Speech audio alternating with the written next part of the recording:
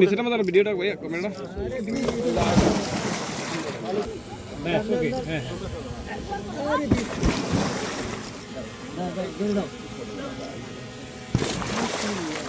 আমি কিন্তু প্রতিশ্রুতি দিইনি, আপনারা আমার দেখাইছেন, আমি বলছি দেখি।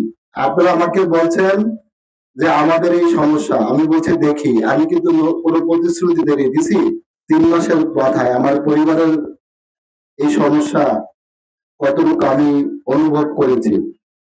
আমি যখন গাড়ি চালা ওদিক দিয়ে আসছিলাম, আমাকে আমার মায়েরা বোনেরা আমাকে দেখেছিল যে এই নদী ভাঙ্গার কারণে আমাদের বাড়িঘর গুলা প্রত্যেক দিন গ্রামকে গ্রাম বাড়িঘর গুলা বিলীন হয়ে যাচ্ছে। আমার বোনের বাড়ি, আমার মায়ের বাড়ি, আমার ভাইয়ের বাড়ি বিলীন হয়ে যাচ্ছে।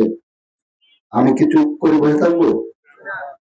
কিন্তু এই 3 মাসের মধ্যে এই টাকা এনে সবাই আলহামদুলিল্লাহ বলি, যে অল্প সময়ের মধ্যে আমরা যে পেরেছি এই জন্য আল্লাহর কাছে শুকরিয়া।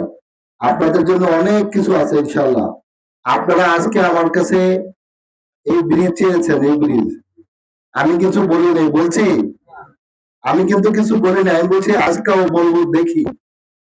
আপনারা দোয়া করেন যাতে আমরা কত তাড়াতাড়ি এই ব্রিজের কাজ উদ্বোধন করতে পারি, এটা দোয়া করে দিচ্ছি।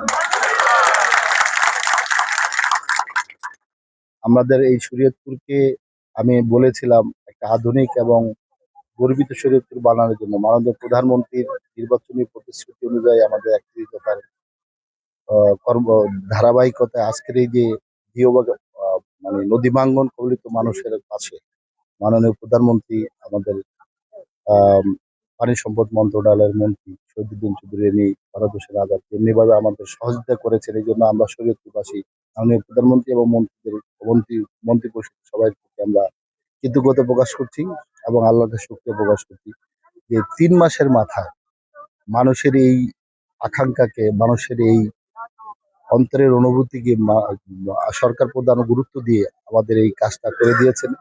এবং আপনারা দেখেন এখানে শত শত মানুষ আজকে খুবই আনন্দিত এই উৎসব মুখর অবস্থায় যে তাদের বাড়িঘর গুলা ভাঙছে না। সেই জন্য আমরা এই 3 মাসের মাথায় যে রেক করতে পারবো এটা আল্লাহর কাছে শুকরিয়া আমরা নিজেও চিন্তা করি। আর এখানে মাননীয় প্রধানমন্ত্রী অলরেডি পানি সম্পদ মন্ত্রণালয়কে বলে দিয়েছেন এখানে স্থায়ী ব্যাংক প্রোটেকশন দেওয়ার জন্য, স্থায়ীভাবে প্রোটেকশন দেওয়ার জন্য অলরেডি তিনি বলে দিয়েছেন এবং পানি উন্নয়ন বোর্ড সেই অনুযায়ী প্রজেক্ট রেডি করছে।